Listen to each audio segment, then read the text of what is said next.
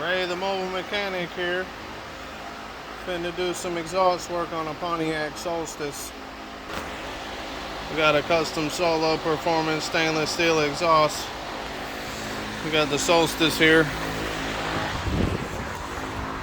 Just did the EVAPS vent solenoid for the gas tank. Customer can't put more than 2 gallons in the tank for every 10 minutes. Little pop-up hood like a Viper and stuff. Got it on the lift. He got his custom bumper. I forgot who the company was, but he's got a full bolt-on body kit, custom made. Took him about 6 months to get it to the customer here, but he makes them all by himself.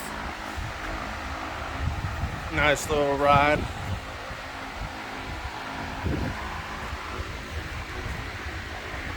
Stay tuned.